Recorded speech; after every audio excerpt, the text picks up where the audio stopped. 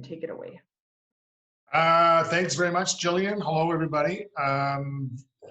Yeah, Master Robertson was talking about doing this, and he mentioned that it's kind of weird because you're only looking at a picture of yourself. I think they said there's 75 people out there, and I'm only looking at myself.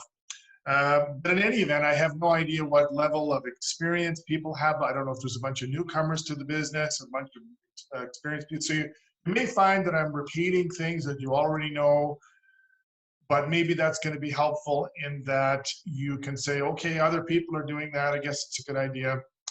Or maybe there'll be some new stuff for people that don't, that haven't sort of done this. So it's a bit of a mix. So I'm going to approach this in two phases. The first is to sort of prepare your own self, your own office, your own equipment. And then the next phase is going to be about preparing your clients. So the first thing that I want to say is, I mean, you need to start at the beginning, really. So really at the beginning, I think that you have to pass the LSAT. That's the first. Okay, I'm just kidding. You got to throw a joke in at the beginning. I have no idea if everybody's kind of guffawing or groaning out there. In terms of having a mediation, it's different than going to trial, of course, but it's maybe more than likely, I'm going to say 98% more likely to happen than an actual trial. So you have to approach this, you have to be ready to sit down and talk. You have to have your expert reports done. You have to have your document production produced and done. Anything else that you need, income tax returns, employment files, all of that stuff. Make sure you're ready to sit down. If I have seen a mediation fail, and actually I think it's very rare to have a failure in a mediation, because everybody wants to settle. The insurance company wants to settle, the defense lawyer wants to settle, the client, my God, wants to settle, I want to settle. So what is the problem? And the experience that I've had for the failures really is that we weren't ready. I had one happen here about 2 or 3 months ago, and I knew even the week before, I thought, this is not ready, but maybe we can go through, maybe we can massage it and get it, but it didn't work. Insurance companies, they want evidence, they want proof. So if you don't have that and your client didn't go to a TMJ doctor and you're kind of saying to the insurance company, well, just give us some money for TMJ treatment, and they're going, no, we don't think so. You can't blame them, it's your fault. I should have bailed even if I had to pay a couple $1,000, but that's live and learn, right? And this business is, it never stops. I think that also very important to get done early is a settlement offer. You have to tell them how much you want. Let me see if I can share the screen here on something. So here's what I use. I put up a spreadsheet that puts down everything I can put down about the claim, the breakdown of damages that you can claim for, pecuniaries, household, loss of income, futures, generals, loss of consortium. It's all there with the breakdown of interest rates. I'm not trying to skim through this too quick, but then there's an individual breakdown, what you're claiming for household and why. So let me just, that information, I sent it in, so it's available. I'm not trying to skip over that too fast, but get your offer in so that the defense side can sit down and talk about it and decide what they're going to do. However, the basic principle, if you ask me in this business, is you have to start too high, for sure too high, at least double what you hope to get at the end of the day. So you have to make sure your client understands that we are starting too high. You put your car in the paper, you want 9,000, you got to start by asking 12, right? That's the way it works. So generally people understand that stuff. I also have a letter that I send out to people. Probably this is not it. Let me just have a look. Oh yeah, here it is. Here. So I do a breakdown of what a mediation is, what it isn't, how it's different from a trial, how it's different from arbitration or just a plain settlement meeting, what their obligation, what they need to do, what their role is, what happens at a mediation. Another thing the clients need to do is to sit down and read their materials. You have to make sure that they have the materials. You can send that out by mail or email, or Mr. Costas talked about a Canadian program called Sync. I'm not familiar with that. I use OneDrive. We put everything up in the cloud. The clients are given the link. Some insurance companies won't do those things, but there's, that's a different issue. So make sure that they read their materials. The next thing that I like to talk about is which mediator to pick. And I have to tell you that I don't think really which mediator is an important question for me. I want the insurance adjuster to be happy with who the mediator is, because those are the people. I mean, I already know what we want, and it almost doesn't matter to me what I want the mediator in the other room beating up on them and telling them come up, right? So it has to be somebody that they're going to respect, a retired defense lawyer or something like that.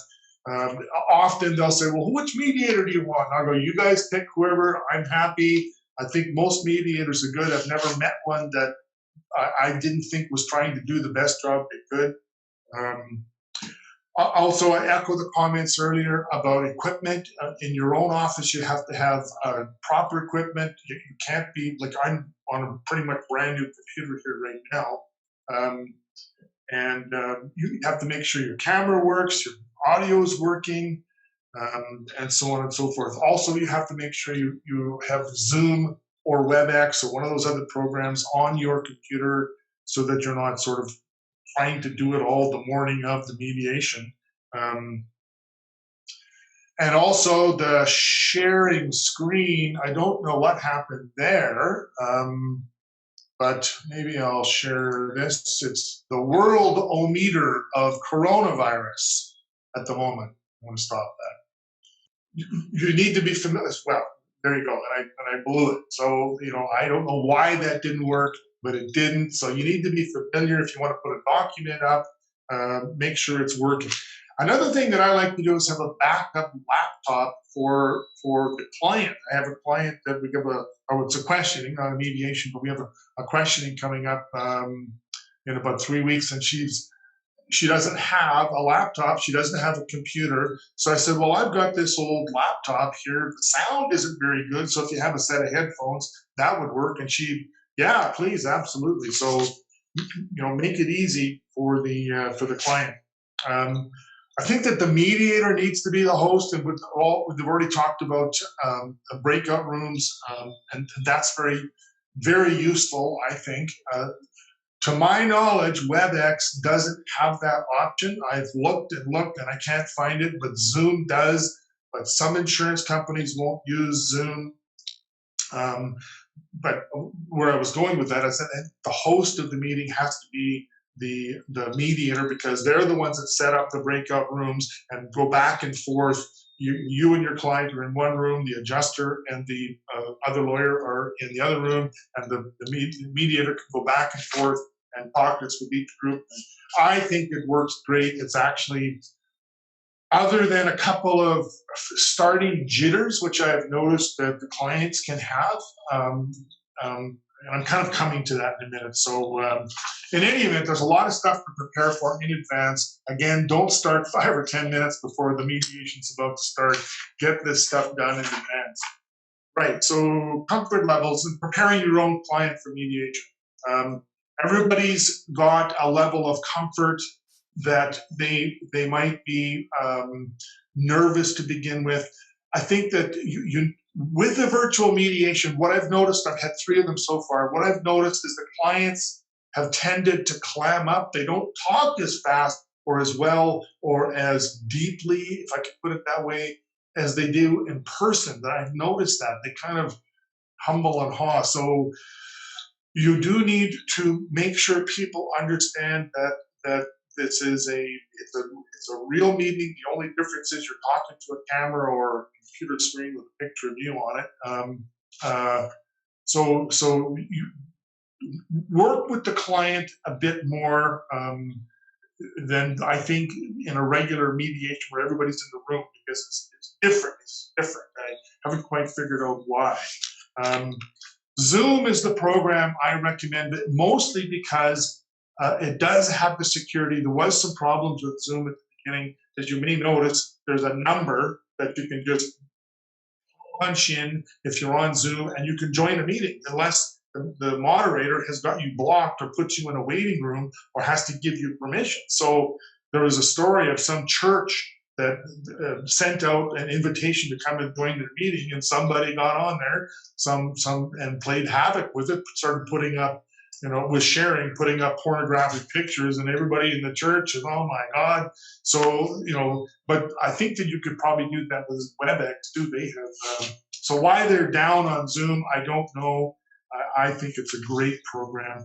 I haven't actually had to go look at some of the other ones. There's other programs available.